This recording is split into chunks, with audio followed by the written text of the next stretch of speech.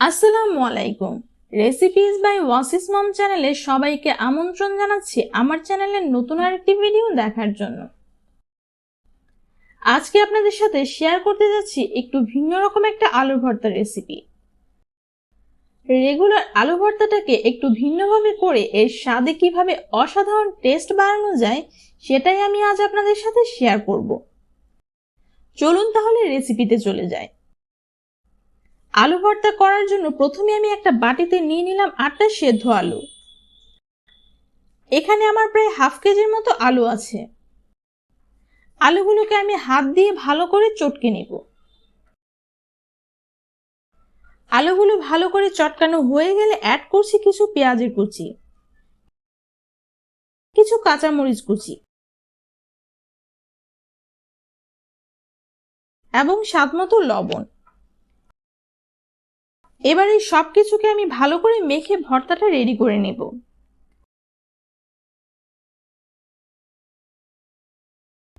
এবার একটা বাটিতে আমি নিয়ে নিলাম 2টা ডিম। সামান্য কিছুটা লবণ দিয়ে ডিম দুইটাকে আমি ভালো করে ফাটিয়ে একটা সাইডে রেখে চলে যাব চুলায়।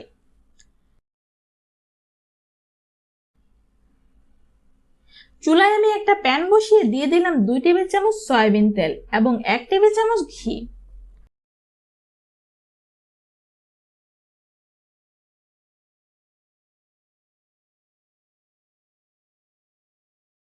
তেল আর ঘিটা ভালো মতো গরম হয়ে আসলে আমি আগে থেকে ফাটিয়ে রাখা ডিমটা এর মধ্যে দিয়ে দিব। একটা কাঠির সাহায্যে ডিমটাকে আমি ভালো করে স্ক্রাম্বল করে নিব।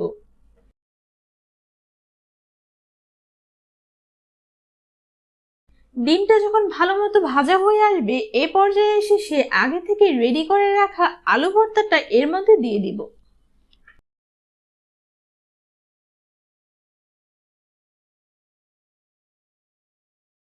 সবকিছু নেড়ে চেড়ে ভালো মতো মিশিয়ে নিব।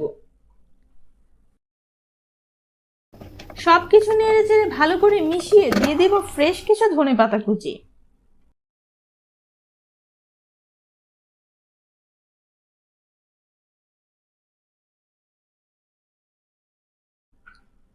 ধনেপাতাটাকেও আমি নেড়ে চেড়ে মিশিয়ে কিছুক্ষণ এভাবে ভেজে নিব।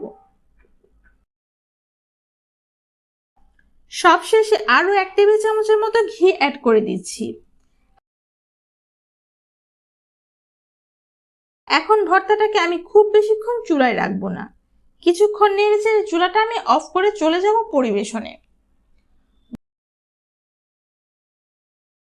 গরম গরম ধোয়া ওঠা ভাতের সাথে এই ঘি দিয়ে আলু ভর্তা হলে তো আর কথাই নেই।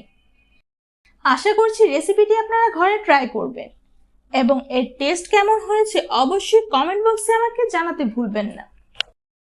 আজকের মতো বিদায় নিচ্ছি, আবারও হাজির হব নতুন রেসিপি নিয়ে। আল্লাহ হাফেজ।